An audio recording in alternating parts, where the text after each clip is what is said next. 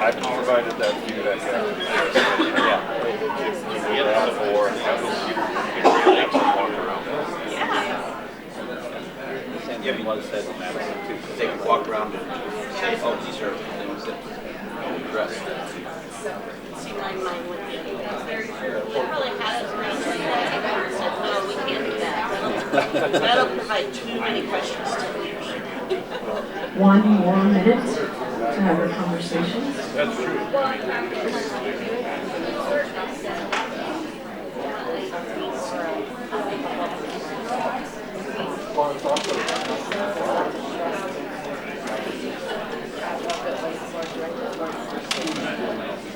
Yeah, I wanted to say that. That would be, yeah, it would make a difference. Or you say they don't trust their team members, they don't trust change. Well, yeah, because there's so much going on. And on the Great Lakes side. Our team, our 8 teams are fairly they all access pretty much stuck together. They have been shifted and rearranged and everything. Yeah. How does that being able to trust people that you're always If you're not seeing out, where you're going to fit in with the organization. depends on personalities too of those Okay. Instead of shipping off to other places or projects. Hopefully you had some good conversations. Does anyone want to share what your table talked about? I could bring the microphone around.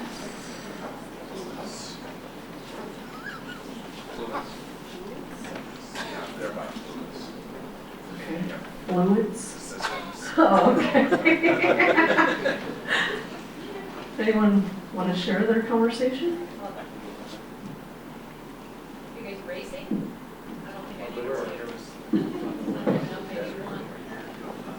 Well, I probably like most people, most tables, our conversation was centered around the contract and the uncertainty and the award of it, what happens if it doesn't get awarded. That's really what we talked about and how do we keep moving forward. To me, it is an elephant because it's looming, but I also feel like we also talk about it a lot, which I think helps, that people feel like they can, even though it doesn't take the uncertainty and maybe for some a little bit of an anxiety around waiting and waiting. Thank you.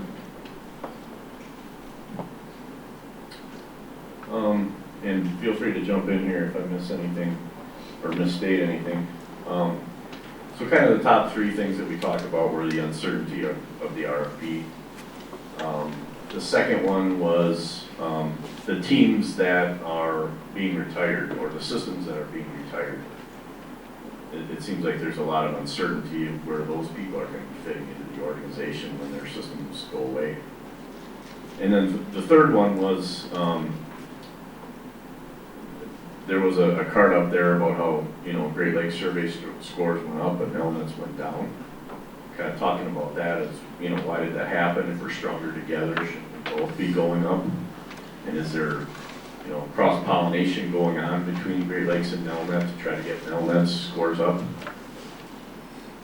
So, anything else?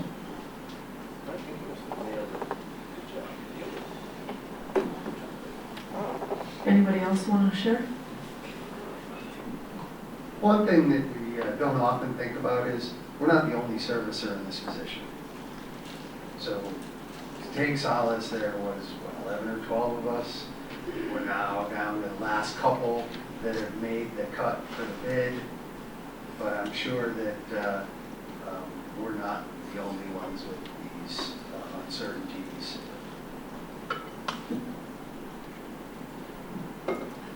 Okay. Anyone else want to share on your table what you talked about? There's one over here. One over here, Chris.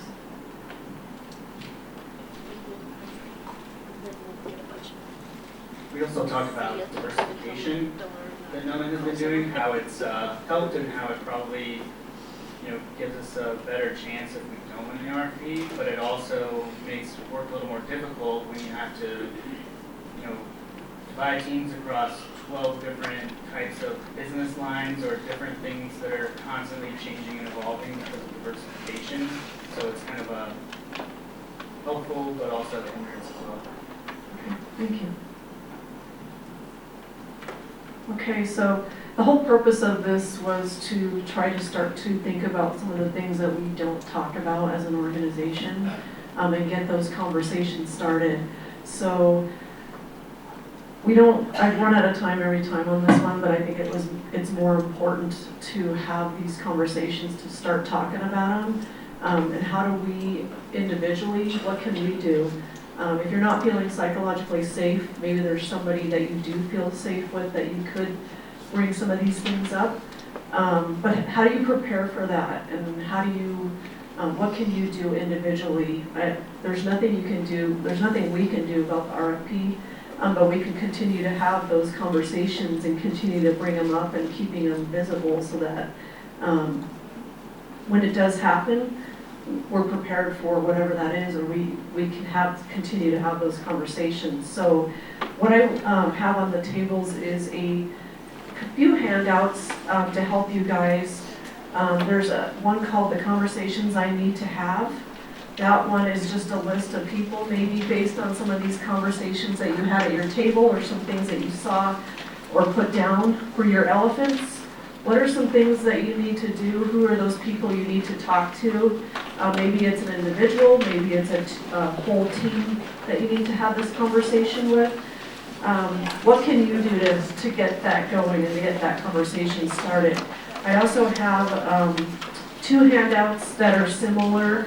One of them is called Q Prep. The other one's called Conversation Preparation. They're very similar. I've used Q Prep for conversations that I've had even with my family, because sometimes for me, my family conversations are the most difficult ones to have. But I've used it going into meetings. It just helps you prepare, so to think about the assumptions that you're making, think about assumptions that other people might make, questions they might have for you, or things that may come up. And it actually helps just to prepare you to go into that conversation. I gave this to one of the Scrum Masters a year or so ago to have a really tough conversation with somebody, and she came back to me and said, oh my God, I can't, this conversation went so much better using the Q Prep, because I went into it feeling like a sense of peace, that I'd gotten everything out on paper, thought about things that I might not have thought about before, and I got to, I was going into it with this difficult person, and I was able to have a great conversation and come out of it with us both feeling like we got something out of it. So they are very helpful. If you can reach out to me if you have any questions on them, or if you just want to chat, I'm always open to it. So I appreciate you guys, bringing up the tough subjects today. Please continue to have those conversations, and think about what you're accountable for as an individual, because you can only control what you can do and not what everyone else is doing around you. So appreciate it, everyone. Thank you. And there's some resources if you want to, some of the things I used for this presentation. Fierce Conversations is good for, just having some of those tough conversations. They give you some tips and techniques. And then the Fearless Organization talks a little bit more about psychological safety if you want to dig into that a little bit deeper. Thank you, everyone.